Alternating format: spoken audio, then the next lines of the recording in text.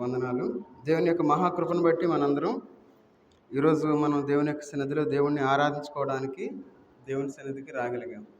దేవుని యొక్క వాక్య భాగంలో నుండి కీర్తనల గ్రంథం 47వ అధ్యాయము, కీర్తనలు 47వ కీర్తన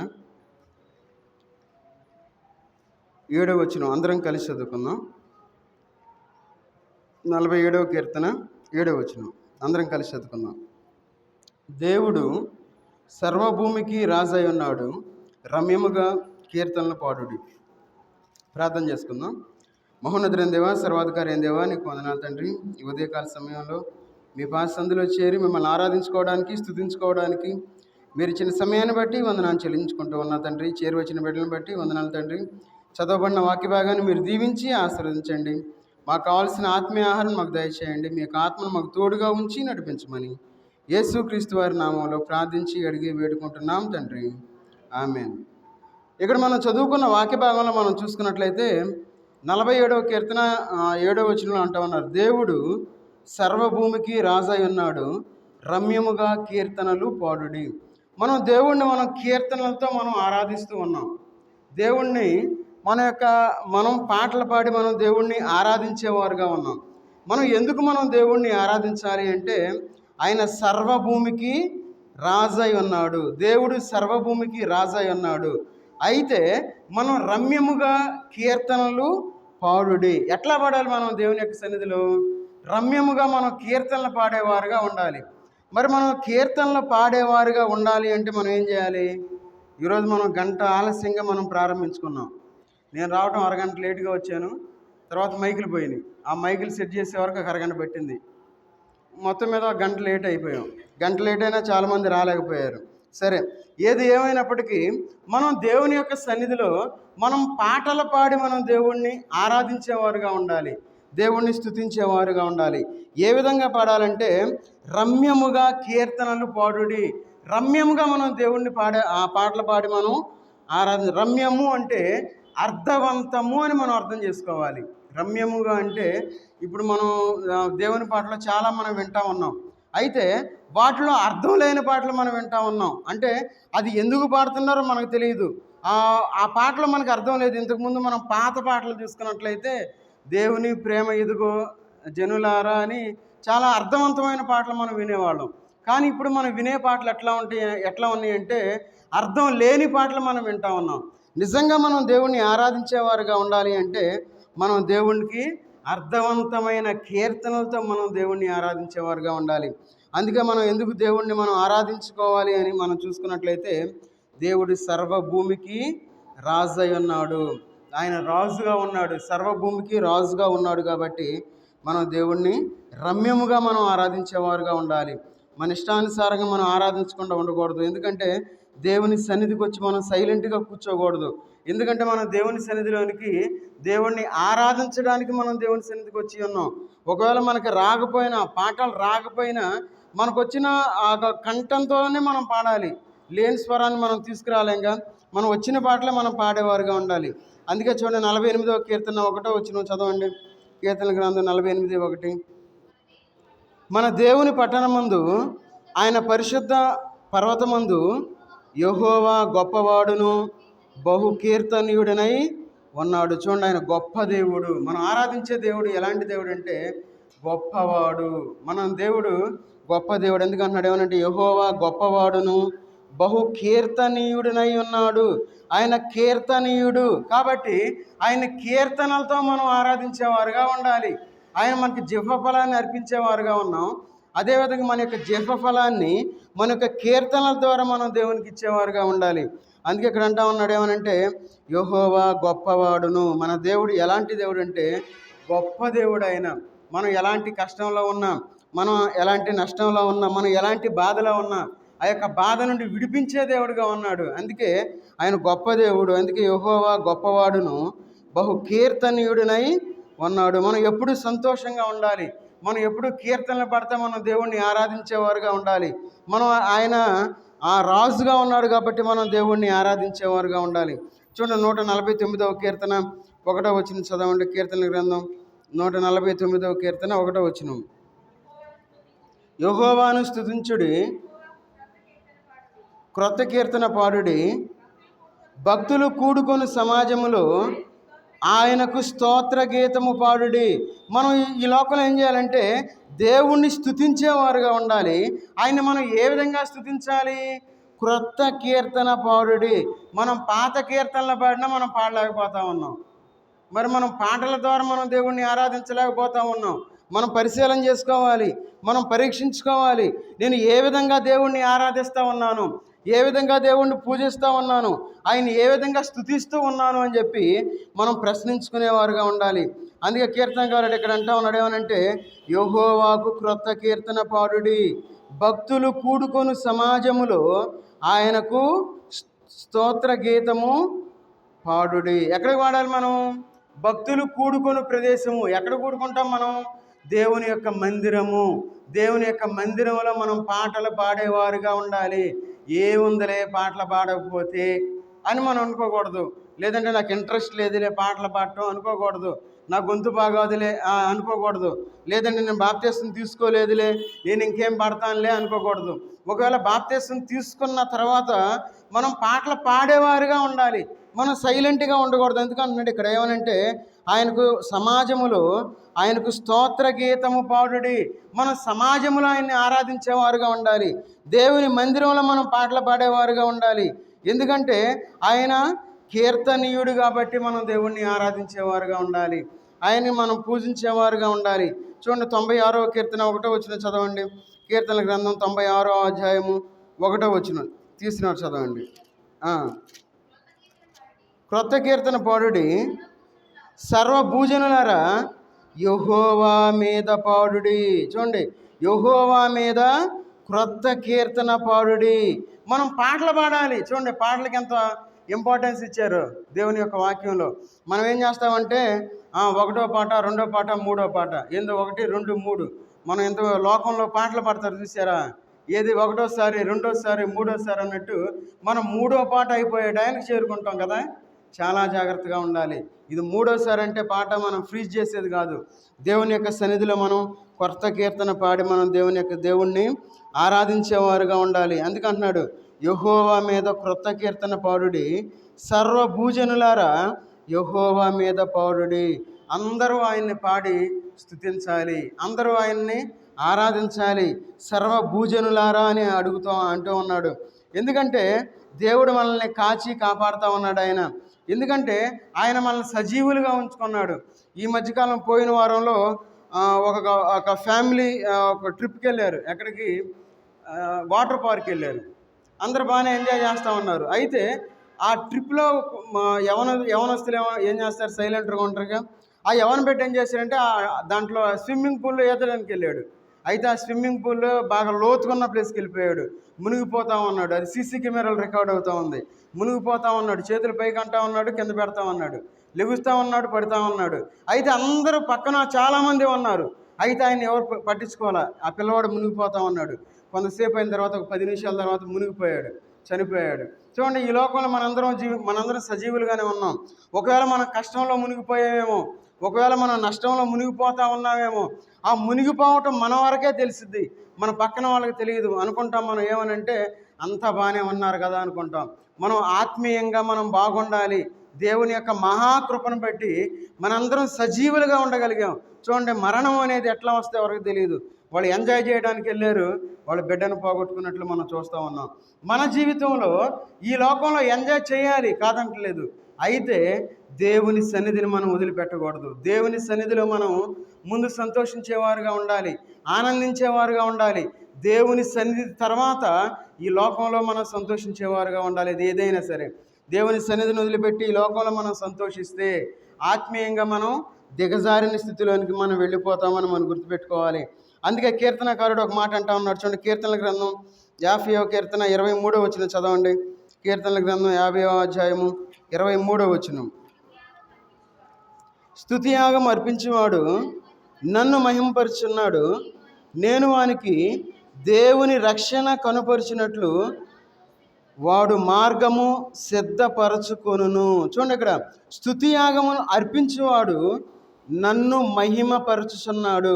మనం దేవుణ్ణి మహిమపరిచేవారుగా ఉండాలి. ఈ లోకంలో మన ద్వారా దేవుడు మహిమ పరచబడాలి ఈ లోకంలో. అయితే మన ద్వారా దేవుడు ఈ లోకంలో మనం ఎట్లా ఉండాలి? దేవుని సన్నిధిలో ఆయన మహిమకరంగా ఈ లోకంలో జీవించాలి. మహిమకి వ్యతిరేక పదం ఏంటది?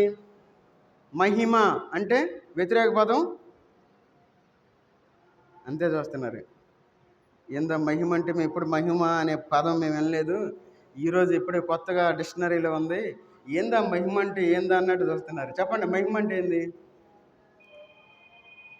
మహిమకు వ్యతిరేక పదం అవమానము.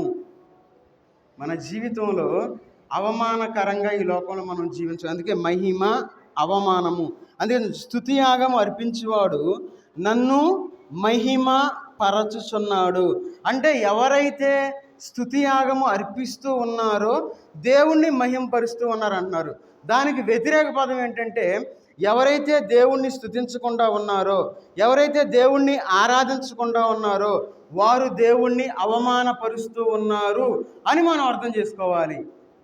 దేవుని యొక్క వాక్యం ఒకటే కనపడుతుంది. దానికి వ్యతిరేకంగా కూడా మనం ఆలోచించాలి. దానికి విరుద్ధంగా ఏముంది? ఒకవేళ మనం ఈ విధంగా మనం చేయకపోతే ఆ విధంగా మనం చేసిన వాళ్ళం అవుతాము, వ్యతిరేకంగా చేసిన వాళ్ళం అవుతాం అని మనం అర్థం చేసుకోవాలి. అందుకే ఇక్కడ అంటా ఉన్నాడు, స్తుతియాగము అర్పించేవాడు, దేవుణ్ణి ఆరాధించేవాడు దేవుణ్ణి మహిమపరిచేవాడుగా ఉంటాడు. కాబట్టి మన యొక్క జీవితంలో దేవుణ్ణి మనం మహిమపరిచేవారుగా ఉండాలి. అందుకే అన్నాడు, నేను వానికి దేవుని రక్షణ కనుపరిచినట్లు దేవుని యొక్క రక్షణ, ఆయన యొక్క కృప మన మీద ఉన్నది. ఎందుకంటే దేవుడు మనల్ని రక్షిస్తూ ఉన్నాడు, ఆయన రక్షణ మనకు కనపరుస్తూ ఉన్నాడు. కాబట్టి ఆయన యొక్క కృప మన మీద ఉన్నది. కాబట్టి మనం దేవుణ్ణి ఆరాధించేవారుగా ఉండాలి, మనం దేవుణ్ణి స్తుతించేవారుగా ఉండాలి. అందుకే 103వ కీర్తన 2వ వచనంలో అంటాడు ఏమనంటే, ఆయన చేసిన ఉపకారముల్లో దేనిని మరొకము అని చెప్పి కీర్తనకారుడు అంటూ ఉంటాడు. ఆయన మనకు ఎన్నో ఉపకారాలు చేశాడు. ఒకసారి మనం ఆలోచించుకుందాం, దేవుడు నాకేం చేశాడంటారు కొంతమంది. ఏమంటారంటే, ఏం చేశాడయ్యా దేవుడు అంటారు. మనం ఈ లోకంలో సజీవులుగా ఉన్నాము అంటే దానికి కారణం దేవుడే. ఆయన మనల్ని సజీవుల లెక్కలో ఉంచుకున్నాడు. కాబట్టి మనం దేవుణ్ణి ఆరాధించేవారుగా ఉండాలి, దేవుణ్ణి స్తుతించేవారుగా ఉండాలి. అందుకే చూడండి, 107వ కీర్తన 21వ వచనం చదవండి. కీర్తనల గ్రంథం 107వ అధ్యాయము 21వ వచనం చదవండి. ఆయన కృపను బట్టి నరులకు ఆయన చేయు ఆశ్చర్య కార్యములను బట్టి వారు యెహోవాకు కృతజ్ఞతాస్తుతులు చెల్లించుదురుగాక. చూడండి, ఆయన కృప. మనం సజీవులుగా ఉన్నామంటే దానికి కారణం ఆయన కృపే. మనం సంతోషంగా ఉన్నామంటే దానికి కారణం ఆయన కృపే. మనం సమాధానంగా ఉన్నామంటే కారణం ఆయన కృపే. మనం ఆరోగ్యంగా ఉన్నామంటే కారణం ఆయన కృపే. మరి ఆయన కృపను మనం ఎందుకు గుర్తించలేకపోతా ఉన్నాం? మనం ఈ విధంగా మాట్లాడగలుగుతూ ఉన్నామంటే ఆయన కృపే. ఈ విధంగా మనం నడవగలుగుతూ ఉన్నామంటే ఆయన కృపమే. మనం ఈ విధంగా చెల్లించగలుగుతూ ఉన్నామంటే ఆయన కృపే. ఎంత కృపను మనం కలిగి ఉండి ఆయన సన్నిధిలో దేవుణ్ణి ఆరాధించలేని వారుగా ఉన్నాం, దేవుణ్ణి స్తుతించలేని వారుగా ఉన్నాం. ఏం చేశాడు దేవుడు అని చెప్పి దేవుణ్ణి ప్రశ్నించుకునేవారుగా ఉన్నాం. మనకు వచ్చిన కష్టాన్ని బట్టి, మనకు వచ్చిన బాధను బట్టి దేవుణ్ణి విడిచిపెట్టేవారుగా ఉన్నాం. అందుకే ఇక్కడ అంటా ఉన్నారు ఏమనంటే, ఆయన కృపను బట్టి నరులకు ఆయన చేయు ఆశ్చర్య కార్యములను బట్టి. ఆయన ఆశ్చర్యకరుడు, ఆయన ఆలోచనకర్త. చూడండి, ఆయన ఆశ్చర్య కార్యాలు ఎట్లా ఉంటాయంటే మనం దాన్ని గుర్తించలేం. ఈ మధ్యకాలంలో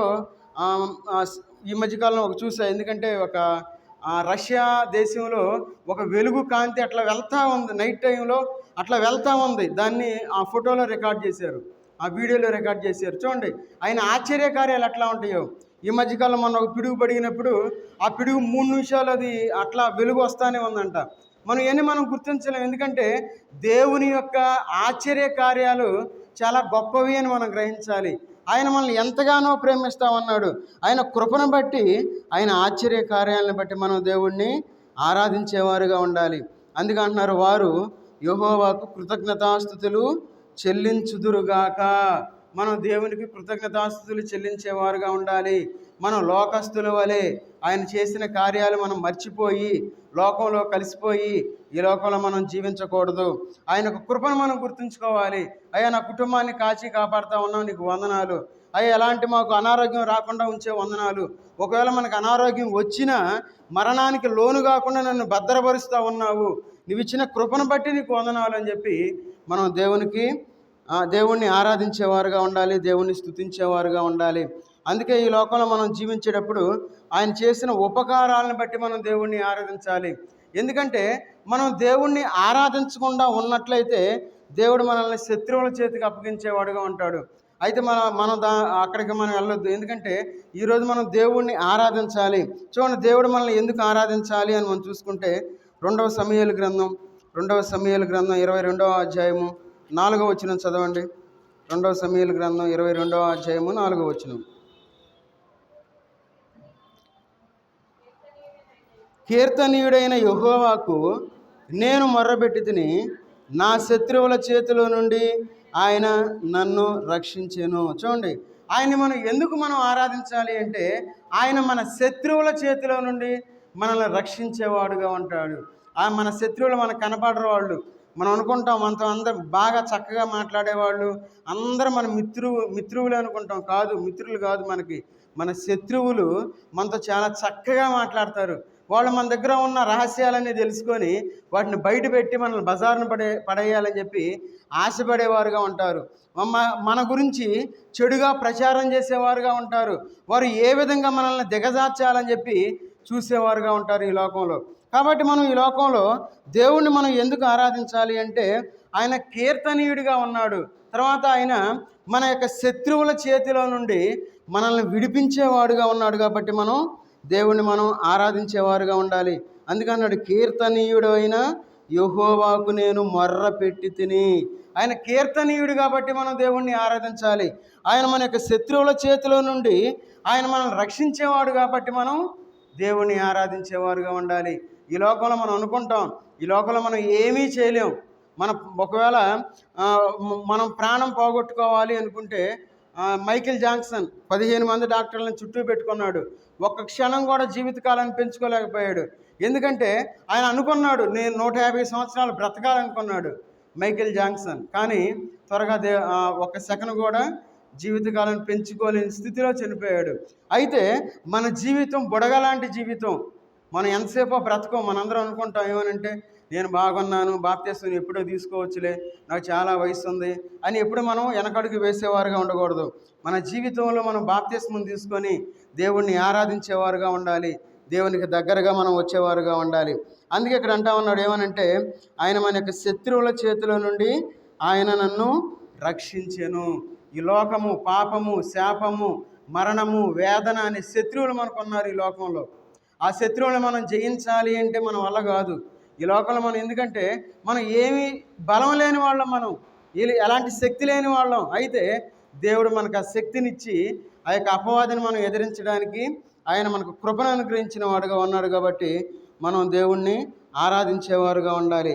అందుకే అంటా ఉన్నాడు చూడండి ఇక్కడ 3వ వచనంలో, నా దుర్గము, నేను ఆయన్ను ఆశ్రయించుదును, నా కేడము, నా రక్షణ శృంగము, నా ఉన్నత దుర్గము, నా ఆశ్రయ స్థానము, ఆయనే నాకు రక్షకుడు. బలత్కారుల నుండి నన్ను రక్షించువాడవు నీవే. చూడండి, బలత్కారుల నుండి నన్ను రక్షించువాడవు నీవే అంటా ఉన్నాడు. ఈ లోకంలో మనం బాగుండాలి, ఈ లోకంలో మనం బాగుపడాలి, ఈ లోకంలో చక్కగా ఉండాలి, ఈ లోకంలో మనం సంతోషంగా ఉండాలి, ఈ లోకంలో మనం బలత్కారుల చేతిలో పడకుండా ఉండాలి అంటే మనం దేవుణ్ణి ఆరాధించేవారుగా ఉండాలి. అందుకే చూడండి, ఆయన ఇక్కడ ఏమంటా ఉన్నాడు, నా దుర్గము, నేను ఆయన్ను ఆశ్రయించదును. మన దుర్గము ఎవరంటే దేవుడే. మనం ఎలాంటి స్థితిలో ఉన్నా, మనం ఎలాంటి బాధలో ఉన్నా, మనం ఎలాంటి కష్టంలో ఉన్నా, మనం ఎలాంటి వేదనలో ఉన్నా, ఎలాంటి సమస్యలో ఉన్నా మన దేవుడు మనల్ని విడిపించేవాడుగా ఉన్నాడు. మన దేవుడు మనకి దుర్గముగా ఉన్న దేవుడుగా ఉన్నాడు. కాబట్టి మనం దేవుణ్ణి ఆరాధించాలి. ఆయన మనకు కేడము, నా రక్షణ శృంగము. చూడండి, ఆయన మన దేవుడు ఎలాంటి లక్షణాలు కలిగిన దేవుడుగా ఉన్నాడు. మన కేడముగా ఉన్నాడు ఆయన మన యొక్క రక్షణ దుర్గముగా ఉన్నాడు ఆయన. చూడండి, ఎంత గొప్ప దేవుణ్ణి మనం కలిగి ఉండి మనం దేవుణ్ణి చూడలేని స్థితిలో ఈ లోకంలో జీవిస్తూ ఉన్నాం. మనం దేవుని వైపు చూడలా, ఆయన్ని మనం ఆరాధిస్తున్నామని చెప్పుకుంటున్నాం, కానీ ఏదో నామకార్థంగా మనం దేవుణ్ణి ఆరాధించేవారుగా ఉన్నాం. మనం నిజంగా దేవుణ్ణి ఆరాధించేవారం అయితే దేవుని మీద ఆధారపడేవారుగా ఈ లోకంలో ఉంటాం. ఎప్పుడైతే మనం దేవుని మీద ఆధారపడేవారుగా ఉంటామో దేవుడు మనల్ని ఒక ఉన్నతమైన స్థితికి తీసుకుని వస్తాడు. ఒకవేళ మనం అవిశ్వాసంగా ఈ లోకంలో ఉంటే దేవుడు మనల్ని ఒక స్థితికి తీసుకొని రాడు. మనం అదే స్థితిలో ఉంటాం, అదే ప్రార్థన చేస్తాం, అదే విజ్ఞాపన చేస్తాం, అదే ఆరాధన చేస్తాం. ఎందుకంటే మన స్థితి అదే స్థితిలో ఉంటుంది కాబట్టి మనం ఆయన మీద ఆనుకొని ఈ లోకంలో మనం జీవించేవారుగా ఉండాలి. ఈ లోకంలో మనం నడుచుకునేవారుగా ఉండాలి. ఎందుకంటే ఈ లోకంలో సహజంగా మనం అనుకుంటాం ఏమనంటే, దేవుని సన్నిధికి వెళ్తే దేవుడు మనకన్నీ తీరుస్తాడు, లేదంటే మన యొక్క అక్కర్లు తీరుస్తాడు కరెక్టే. అయితే మనం అసలు నిజంగా మనం దేవుణ్ణి ఏం అడగాలో మర్చిపోతా ఉన్నాం. మనం దేవుణ్ణి అడగటం లేదు, అడగకూడని మనం అడుగుతూ ఉన్నాం. చూడండి, దేవుని యొక్క వాక్య భాగంలో కీర్తనల గ్రంథం 37వ అధ్యాయము, కీర్తనల గ్రంథం 37వ అధ్యాయము 4వ వచనం చదవండి. 37:4. యెహోవాను బట్టి సంతోషించుము, ఆయన నీ హృదయ వాంఛలను తీర్చును. ఎవరిని బట్టి ఈ లోకంలో మనం సంతోషించేవారుగా ఉండాలి? దేవుణ్ణి బట్టి మనం సంతోషించేవారుగా ఉండాలి. సహజంగా ఈ లోకంలో మనకు కలిగిన దాన్ని బట్టి మనం సంతోషంగా ఉంటాం. ఒకవేళ ఈ లోకంలో ఒక మంచి కారు ఉందనుకోండి, చాలా సంతోషం. ఎందుకు? అయ్యా నాకు మంచి కారు ఉంది. లేదంటే మనకు మంచి గృహాన్ని కలిగి ఉన్నాం అనుకోండి, మనకు సంతోషం. ఏమని? మంచి గృహాన్ని మనం కలిగి ఉన్నాం. లేదంటే మనకు ఒక పొలం ఉందనుకోండి, మనకు సంతోషం. అయ్యా నాకు ఒక 10 ఎకరాల పొలం ఉంది. లేదంటే మంచి బ్యాంక్ బ్యాలెన్స్ ఉందనుకోండి, అయ్యా నాకు 1 కోటి రూపాయలు ఉంది, అయ్యా నాకు నెలకి ఎంత వస్తుందో, నాకు ఇంట్రెస్టే వస్తుందో, నాకు ఇబ్బంది ఏమీ లేదంటాం. అంటే మనకు ఉన్నదాన్ని బట్టి మనం సంతోషించేవారుగా ఉన్నాం. అయితే ఈ లోకంలో మనం జీవించేటప్పుడు మనం దేని బట్టి మనం సంతోషంగా ఉండాలంటే, మనం దేవుణ్ణి బట్టి సంతోషించేవారుగా ఉండాలి. మనం దేవుణ్ణి బట్టి ఎందుకన్నాడు? యెహోవాను బట్టి సంతోషించుము, ఆయన నీ హృదయ వాంఛలను తీర్చును. మన యొక్క హృదయ వాంఛలు తీర్చే దేవుడు ఆయన మనం ఏదైతే అనుకుంటామో దేవుడు ఖచ్చితంగా తీరుస్తాడు. మనం అనుకుంటాం ఏమనంటే, జరిగిద్దో లేదో, మనం ఈ స్థలాన్ని కొంటామో లేదో, లేదంటే ఈ పొలాన్ని కొంటామో లేదో, మనం కారు కొనుక్కుంటామో లేదో, లేదంటే మనం ఇల్లు కట్టుకుంటామో లేదో, లేదంటే నాకు ఉద్యోగం వచ్చిద్దో రాదో. చూడండి, మనం ఏం చేస్తామంటే, మనం దేవుణ్ణి ప్రార్థన చేసేటప్పుడే మనం ఏం చేస్తామంటే క్వశ్చన్ మార్క్ పెట్టేస్తాం. ఏమని? అయ్యో వచ్చిద్దో రాదు, అమ్మో ఇంతమంది ఉన్నారు, ఇంతమందిలో నేనేం చేయగలను అని మనం బలహీనపడేవారుగా ఉంటాం. అయితే మనం దేవుని యొక్క విశ్వాసంలో మనం బలంగా ఉండాలి. ఎందుకంటున్నాడు ఇక్కడ ఏమనంటే, నా హృదయ వాంఛలను తీరుస్తాడు దేవుడు అని చెప్పి మనకి ఇక్కడ కనబడతా ఉంది. అందుకే ఇక్కడ ఏమన్నాడు? ఆయన నీ హృదయ వాంఛలను తీర్చును. మన హృదయ వాంఛలను తీర్చే దేవుడిగా ఉన్నాడు. అందుకే ఈ లోకంలో మనం జీవించేటప్పుడు మనం దేవుణ్ణి మనం ఆరాధించాలి. ఎందుకంటే ఆయన మన యొక్క హృదయ వాంఛలు తీర్చే దేవుడిగా ఉన్నాడు. కాబట్టి మనం దేవుణ్ణి ఆరాధించేవారుగా ఉండాలి. చూడండి, చివరిగా ఒక వచనం చూసుకొని మనం దేవుణ్ణి ఆరాధించుకుందాం. కీర్తనల గ్రంథం 42వ అధ్యాయము 11వ వచనం చదవండి. 42:11. నా ప్రాణమా, నీవేళ కృంగి ఉన్నావు, నాలో నీవేళ తొందరపడుచున్నావు. దేవుని యందు నిరీక్షణ ఉంచుము, ఆయనే నా రక్షణకర్త, నా దేవుడు, ఇంకను నేను ఆయన్ను స్తుతించెదను. చూడండి, ఇక్కడ ఏమంటా ఉన్నాడు? నా ప్రాణమా, నీవేళ కృంగి ఉన్నావు. ఈ లోకంలో మనం కృంగి ఉన్నప్పుడు మనం దేవుణ్ణి ఆరాధించలేము. అయితే ఈ కీర్తనకారుడు ఏమంటా ఉన్నాడంటే, నా ప్రాణమా నీవేళ కృంగి ఉన్నావు. కృంగిన స్థితిలో లేవనెత్తే దేవుడు కాబట్టి మనం దేవుణ్ణి ఆరాధించేవారుగా ఉండాలి. అందుకే అన్నాడు చూడండి, నాలో నీవేళ తొందరపడుచున్నావు. చూడండి, తొందర ఎక్కువ. మనం ఏదన్నా కష్టంలో ఉన్నప్పుడు మనం తొందరపడి మాట్లాడేవారుగా ఉంటాం. మన నోటికి ఇష్టానుసారంగా మనం మాట్లాడతాం. దేవుణ్ణి కూడా నిందించేవారుగా ఉంటాం. దేవుడు నాకే ఎందుకు పెట్టాలి ఈ కష్టం అనుకుంటాం. దేవుడు నాకే ఎందుకు ఈ యొక్క శ్రమల్లో కూడా నిన్ను పానివ్వాలని చెప్పి మనం దేవుణ్ణి అడిగేవారుగా ఉంటాం. అయితే మనం తొందరపడేవారుగా ఉండకూడదు. దేవుణ్ణి మనం ఆరాధించేవారుగా ఉండాలి, దేవుణ్ణి స్తుతించేవారుగా ఉండాలి. ఎప్పుడైతే మనం దేవుణ్ణి స్తుతించేవారుగా ఉంటామో దేవుడు మన కష్టాలు తీర్చేవాడుగా ఉంటాడు. ఆయన మనం కృంగిన స్థితిలో ఉన్నప్పుడు లేవనెత్తే దేవుడిగా ఉన్నాడు. ఆయన మనం పడినప్పుడు ఆయన మన చెయ్యి పట్టుకొని నిలబెట్టే దేవుడిగా ఉన్నాడు ఆయన. కాబట్టి మనం దేవుణ్ణి ఆరాధించేవారుగా ఉండాలి, దేవుణ్ణి స్తుతించేవారుగా ఉండాలి. అందుకంటాడు, నాలో నీవేళ తొందరపడుచున్నావు, దేవుని యందు నిరీక్షణ ఉంచుము. ఆయన మన నిరీక్షణ కర్త కాబట్టి మనం దేవుణ్ణి ఆరాధించాలి. మనకు ఒక నిరీక్షణ ఉంది మనకి. ఎందుకంటే దేవుడు మనల్ని ఆశీర్వదిస్తాడు అనే నిరీక్షణ మనం కలిగి ఉన్నాం. దేవుని యందు మనం ఆనందంగా ఉంటాము అనే మనం ఆ యొక్క నిరీక్షణ కలిగి ఈ లోకంలో జీవించేవారుగా ఉన్నాం. అందుకే దేవుని యందు నిరీక్షణ ఉంచుము, ఆయనే నా రక్షణకర్త, నా దేవుడు, ఇంకను నేను ఆయన్ను స్తుతించెదను. ఇంకను నేను ఆయన్ను స్తుతించెదను. స్తుతించాలి, దేవుణ్ణి మనం ఆరాధించాలి. మనకు వచ్చిన కష్టాన్ని బట్టి మనం వెనక్కి వెళ్ళిపోకూడదు. ఒకవేళ కొంతమంది సంతోషంగా ఉన్న దేవుని సన్నిధికి రాలేరు, ఎందుకంటే వారి సంతోషాన్ని బట్టి. అందుకే సొలొమోను అంటాడు, నాకు ఎక్కువ కాకుండా తక్కువ కాకుండా చూడని చెప్పి సొలొమోను మహారాజు అంటాడు. మన జీవితకాలంలో దేవుణ్ణి మనం ఆరాధించేవారుగా ఉండాలి, దేవుణ్ణి మనం స్తుతించేవారుగా ఉండాలి, దేవుణ్ణి మనం గణపరిచేవారుగా ఉండాలి, ఆయన్ని సంతోషపెట్టేవారుగా ఈ లోకంలో మనం జీవించాలి. ఈ లోకంలో మనం సంతోషంగా ఉండాలి అంటే దేవుణ్ణి మనం సంతోషపెట్టాలి. ఈ లోకంలో మనం ఆనందంగా ఉండాలి అంటే మనం దేవుణ్ణి ఆనందపెట్టేవారుగా ఉండాలి. అప్పుడు మన జీవితాల్లో సంతోషాన్ని, ఆనందాన్ని మనం చూడగలుగుతాం. కాబట్టి మనం దేవుణ్ణి ఆరాధించాలి అని మనం చూసుకున్నట్లయితే, ఆయన కీర్తనీయుడిగా ఉన్నాడు కాబట్టి మనం దేవుణ్ణి ఆరాధించాలి. ఆయన మహిమ కలిగిన దేవుడిగా ఉన్నాడు కాబట్టి మనం దేవుణ్ణి ఆరాధించేవారుగా ఉండాలి. ఆయన చేసిన ఉపకారాలను బట్టి మనం దేవుణ్ణి ఆరాధించాలి. ఆయన చేసిన ఆశ్చర్య కార్యాలను బట్టి మనం దేవుణ్ణి ఆరాధించేవారుగా ఉండాలి. ఆయన మనల్ని శత్రువుల చేతిలో నుండి విడిపించే దేవుడిగా ఉన్నాడు కాబట్టి మనం దేవుణ్ణి ఆరాధించాలి. ఈ లోకంలో మనం జీవించేటప్పుడు చూడండి, ఆయన మనకు రక్షణకర్త, ఆయన దుర్గముగా ఉన్నాడు, ఆయన మన కేడిముగా ఉన్నాడు కాబట్టి మనం దేవుణ్ణి ఆరాధించాలి. చూడండి, చివరిగా ఒక్క మాట చదువుకొని మనం ముగించుకుందాం. ఆయన మన స్తుతుల పైన ఆసీనుడై ఉండే దేవుడిగా ఉన్నాడు కాబట్టి మనం దేవుణ్ణి ఆరాధించేవారుగా ఉండాలి. చూడండి, చివరి ఒక మాట చదువుకుందాం. కీర్తనల గ్రంథం 22వ అధ్యాయము 3వ వచనం చదవండి. కీర్తనల గ్రంథం 22:3. నీవు ఇశ్రాయేలు చేయు స్తోత్రముల మీద ఆసీనుడవై పరిశుద్ధ దేవుడవై ఉన్నావు. చూడండి, స్తోత్రముల మీద ఆసీనుడవై. ఇశ్రాయేలీయులు అంటే దేవుని ప్రజలు.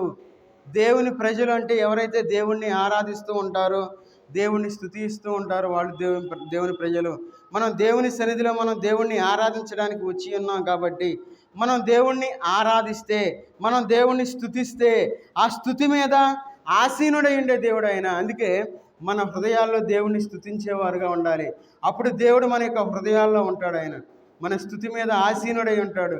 మనం దేవుణ్ణి ఆరాధించకుండా, మనం దేవుణ్ణి స్తుతించకుండా ఈ లోకంలో మన ఇష్టానుసారంలో ఉన్నాం అనుకోండి, దేవుడు మన యొక్క హృదయ వాంఛలు తీర్చడు. అందుకే హృదయ వాంఛలు తీర్చే దేవుడిగా ఉన్నాడు కాబట్టి మనం దేవుణ్ణి ఆరాధించేవారుగా ఉండాలి. ఆయన మన రక్షణకర్తగా ఉన్నాడు కాబట్టి మనం దేవుణ్ణి ఆరాధించేవారుగా ఉండాలి. కాబట్టి ఈ యొక్క ఉదయకాల సమయంలో మనందరం తల్ల వంచి ఒకరి తర్వాత ఒకరు మనం దేవుణ్ణి ఆరాధిద్దాం.